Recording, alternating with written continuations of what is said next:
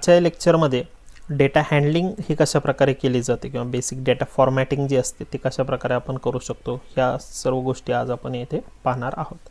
तर इथे तुम्ही पाहू शकता की मी एक डेटा जो आहे डमी डेटा जो आहे तो एक क्रिएट केलेला आहे आणि हा बेसिकली स्टुडंट्सचा डेटा आहे। इथे तुम्ही पाहू शकता की स्टुडंट्सचे नेम्स आहेत आणि इथे त्यांना मिळालेले मार्क्स आहेत। ठीक आहे, तर काही बेसिक फॉर्मॅटिंग बघू शकता की जसं की कंट्रोल बी वरती क्लिक केल्यानंतर काय होईल, हा जो डेटा आहे सिलेक्ट केलेला तो काय होईल, बोल्ड होईल। त्याचप्रमाणे इटॅलिक मध्ये कन्वर्ट जर करायचं असेल तर काय करू शकतो आपण, कंट्रोल आय हा शॉर्टकट सुद्धा यूज करू शकतो किंवा इथे क्लिक केल्यानंतर इटॅलिक होईल। त्याचबरोबर अंडरलाइन वरती क्लिक केल्यानंतर काय होईल, या नेम्सला अंडरलाइन येऊन जाईल। त्याचबरोबर हे नको असेल तर तिथेच आपण क्लिक केलं तर काय होईल, बॉर्डर निघून जाईल। इटॅलिक वरती क्लिक केलं आणि अंडरलाइन वरती क्लिक केल्यानंतर हे सर्व काही निघून जाईल। त्याचबरोबर या डेटाला समजा आपल्याला जर बॉर्डर जर द्यायची असेल तर इथे आपल्याकडे काय आहेत बघा, बॉर्डरचे ऑप्शन्स आहेत। फॉन्ट या ग्रुपमध्ये काय आहेत आपल्याकडे बॉर्डरचे ऑप्शन आहे। इथे तुम्ही ऑल बॉर्डर दिली तर पूर्णपणे बॉर्डर येईल किंवा तुम्ही इथे थिक बॉर्डर सुद्धा देऊ शकता। नको असेल हा डेटा सिलेक्ट करा, इथे नो बॉर्डर वरती क्लिक करा तर तिथली बॉर्डर सुद्धा निघून जाईल। इथे कलर फॉर्मॅटिंग आहे, कलर देऊ शकता किंवा त्या टेक्स्टला सुद्धा तुम्ही इथं कलर वगैरे देऊ शकता। त्या टेक्स्टची साईज वाढवायची असेल इथून वाढवू शकता किंवा इथे सुद्धा तुम्ही डायरेक्टली नंबर्सने ती साईज वाढवू शकता किंवा कमी करू शकता। ठीक आहे, त्याचबरोबर आपल्याला जर फॉन्टची स्टाईल जर चेंज करायची असेल तर ते सुद्धा इथे अवेलेबल आहे। ठीक आहे, तर पहिल्यासारखं मी करतो, याला कंट्रोल झेड प्रेस केल्यानंतर काय होतं, अंडू होतं, म्हणजे पहिल्यासारखं आपल्याला जाता येते की माझा नेमका डेटा जो आहे तो कसा होता।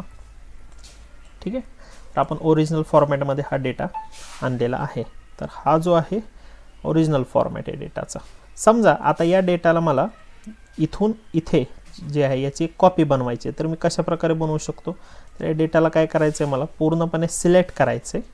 ठीक आहे, आणि या डेटाला सिलेक्ट करून इथे मला एक ऑप्शन भेटतोय बघा कॉपीचा। ठीक आहे, हा डेटा सिलेक्ट केला, इथे मला काय येतोय, कंट्रोल सी चा जो आहे एक शॉर्टकट सुद्धा आहे आणि इथून मी कॉपी करू शकतो। इथे क्लिक केल्यानंतर काय करता येईल, मला या डेटाला पेस्ट केला। ठीक आहे, तर इथे बघा पेस्टचा ऑप्शन आहे किंवा आपण याला शॉर्टकटने जर समजा करायचं म्हटलं तर कंट्रोल सी आणि डेटा कॉपी झालेला आहे बघा, आणि इथं काय करू शकतो कंट्रोल व्ही।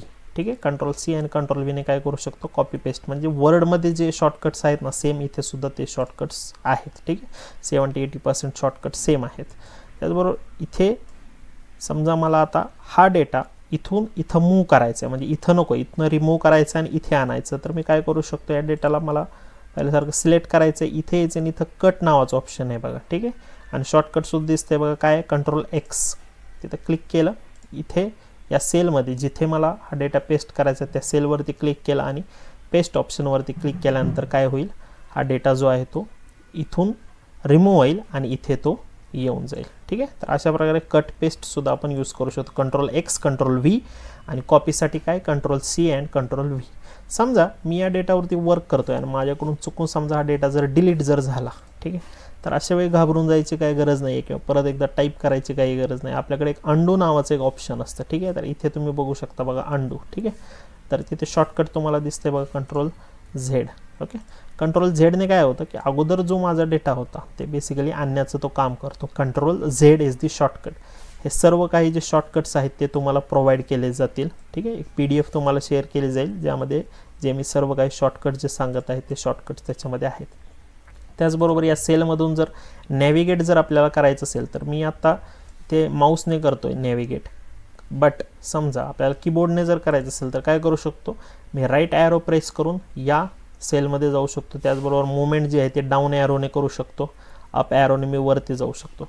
समजा या सेलमधून मला या सेलमध्ये यायचं आहे, ठीक आहे, तर मी डाऊन ॲरोने येऊ शकतो, बट मला डायरेक्टली तिथे यायचं असेल तर मी काय करायचं, कंट्रोल प्रेस करायचं आहे। ठीक आहे, कंट्रोल प्रेस करून डाऊन ॲरो प्रेस केल्यानंतर डायरेक्टली तुम्ही या सेलमध्ये येऊ शकता। ठीक आहे, त्याचप्रमाणे सेम तुम्ही कंट्रोल प्रेस करून जर राईट ॲरो जर प्रेस केला तर राईटच्या ॲरोमध्ये सुद्धा तुम्ही राईटच्या सेलमध्ये येऊ शकता।